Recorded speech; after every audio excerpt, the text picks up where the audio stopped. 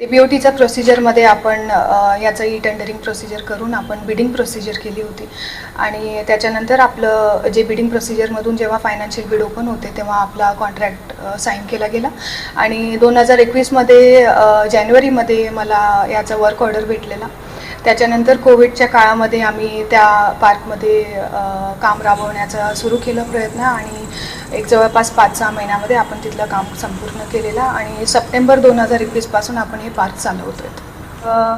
मागच्या वर्षी मला भरपूर त्रास झाला. अक्षरशः रात्री 1:30 वाजता मला पोलीस स्टेशनमध्ये जाऊन काही लोकांविरुद्ध तक्रार करावी लागली. एखादी महिला जेव्हा रात्री 1:30 वाजता पोलीस स्टेशनमध्ये जाऊन कोणासंबंधी जेव्हा तक्रार करते तेव्हा तिला किती प्रचंड त्रास सहन करावा असं लागेल हे मला तुमच्यासमोर सांगण्याची गरज नाही आहे. त्याच्या संबंधित काही पुरावे मी पोलीस स्टेशनमध्ये ऑलरेडी दाखल केलेले आहेत आणि त्या लोकांवरती सद्यस्थितीमध्ये गुन्हा दाखल झालेले असून कोर्टात त्यांच्यावरती केस. जेव्हा मला महानगरपालिकेकडून करार रद्द करण्याचा प्रयास सुरू झाला तेव्हा एक कायदेशीर एक प्रक्रिया असते. कोणताही करार जेव्हा आपण करतो तेव्हा त्याला मोडण्यासाठी किंवा त्याच्यातील काही बदल करण्यासाठी एक कायदेशीर प्रक्रिया असते. त्यानुसार मी कायदेशीर न्यायालयाकडे दाद मागितली आणि सदरील प्रकरण हे न्यायालयामध्ये सुरू असताना त्याचे प्रोसिडिंग सुरू असताना मागील 5/12/2023 रोजी जे अतिक्रमण विभागाने माझ्या प्रिमाइसेसमध्ये येऊन तोडफोड केली आहे किंवा माझ्या गुंतवणुकीला जे हार्म पोहोचवण्याचा प्रयत्न केलेला आहे त्यासाठी मी परत न्यायालयाकडे इंटरिम रिलीफसाठी गेले होते आणि टेकन ऑन बोर्ड करून मी त्यांच्याकडून स्टे मागितला आणि त्याच दिवशी दुपारी मला तिथून स्टेटस ऑन को भेटलेला आहे आणि सद्यस्थितीमध्ये 15 तारखेपर्यंत हे तिथे स्टे भेटलेला आहे.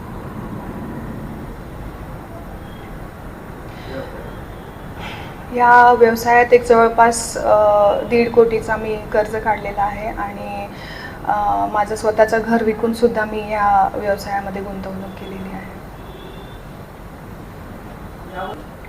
2021च्या जानेवारी महिन्यामध्ये मला वर्क ऑर्डर देण्यात आला आणि त्याच वर्षीच्या सप्टेंबरमध्ये आपण हे प्रकल्प सुरू केला आहे. जवळपास 2 वर्ष झालेले आहेत आणि निम्म्याच्या वरती आता सध्या करार हे सध्या हे आहे राहिलेलं आहे. हां, ॲग्रीमेंटची प्रत माझ्याकडे आहे.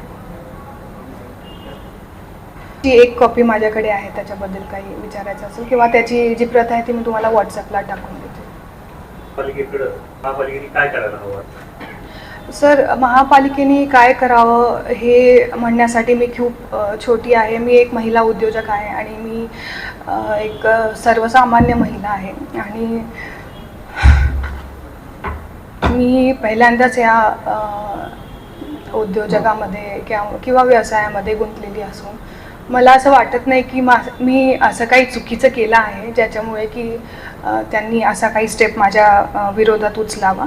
आणि माझं फक्त एवढंच म्हणणं आहे, एवढीच विनंती आहे की जेव्हा मी करून खाणारे माणसं असतात त्यांनी पुढे जाऊ नये का, किंवा ते जर पुढे जात असतील तर काही ठराविक लोक जेव्हा आपल्या विरोधात येऊन उभे राहतात तेव्हा शासनातर्फे किंवा शासनासोबत केलेला जे विश्वासाच्या आधारावर जे ॲग्रीमेंट असतो त्यावरती निर्धारित होऊन मी हे प्रकल्प सुरू केलेला आहे. आणि अशा वेळेस जेव्हा माझ्या पाठीशी कोणी नाही आहे तेव्हा जर त्यांच्याकडूनही मला असा प्रतिसाद भेटत असेल किंवा असं काही घडत असेल जसं की 5/12/23चं मी तुम्हाला सांगितलं की कसलंही पत्र नसताना, आदेश नसताना, कसलाही नोटीस नसताना त्यांनी माझ्याकडे सकाळी 6 वाजता कोणतीही पूर्वसूचना न देता 6 वाजता येणे आणि सगळ्यात आधी CCTV काढून आतमध्ये जाऊन कॅश काउंटरमधून सगळं सामान घेऊन त्यांच्या गाडीमध्ये भरण्यापर्यंत त्यांनी एवढं करू शकतात.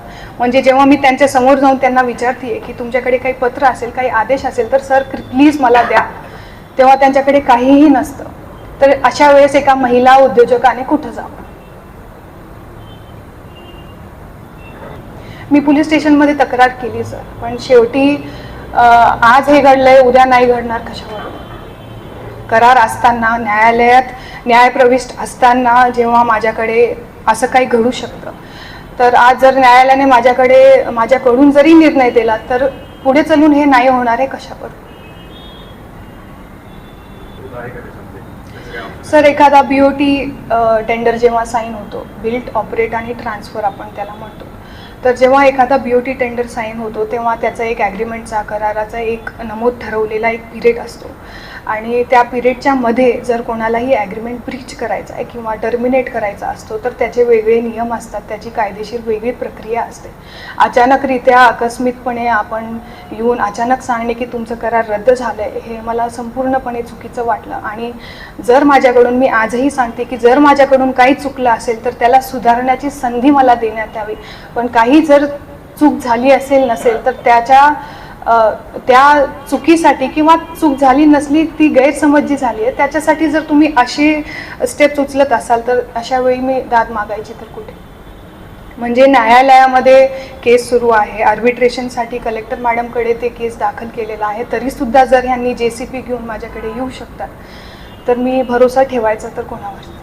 एवढे मोठे इतर लोकांना दररोज त्रास देतात तेव्हा काही सर, हे जे पार्कचा वेळ आहे ते संध्याकाळी 4 ते 9 मध्ये खुला असतो सगळ्या नागरिकांसाठी आणि सकाळच्या वेळेमध्ये पार्क साफसफाईसाठी बंद असतो. तर कुठलाही बाउन्सर असेल किंवा तिथले कर्मचारीही होते, फक्त बाउन्सरच नव्हे तर कर्मचारी होते. आणि जेव्हा आपलं घर मोडण्यासाठी, मी एक छोटंसं उदाहरण आपल्याला देते, जेव्हा आपलं घर मोडण्यासाठी JCP येतो तेव्हा तुम्ही त्यांचा विरोध करणार नाही का? त्याच्यासाठी बाउन्सर का लागतात? घर तोडण्यासाठी जर कोणी तुमच्या समोर आलं तर तुम्ही बाउन्सर बोलवणार का तुम्ही स्वतः उभे राहणार? सर्वात जास्त बाउन्सर त्रास देतात असं म्हणणं आहे काय? सर, बाउन्सर त्रास कोणाला देतात असं तुम्हाला वाटतं? म्हणजे हे कम्प्लिटली चुकीचं असून आणि कम्प्लिटली ती एक गैरसमज पसरवण्याच्या हेतूने हे सगळं अफवा पसरवली जात आहे. आणि त्यासाठीच मी आज आपण सर्वांना इथे बोलून माझी बाजू मांडण्यासाठी मी आपण सर्वांना इथे बोलवलं. आणि मला खरंच चांगलं वाटतंय की आपण सगळेजण मला हे प्रश्न विचारत आहेत, कारण हे प्रश्न आपले असून आपल्यासोबत सर्व लातूरच्या जनतेचे आहेत. जे प्रश्न आज आपण मला विचारतायत ते प्रश्न लातूरच्या जनतेचेही आहे. खूप कमी लोकांना माझी बाजू माहीत होती. आज मी फक्त आपल्याकडून ही अपेक्षा करते की माझी जी बाजू आहे ती आपण सर्वांपर्यंत पोहोचावी.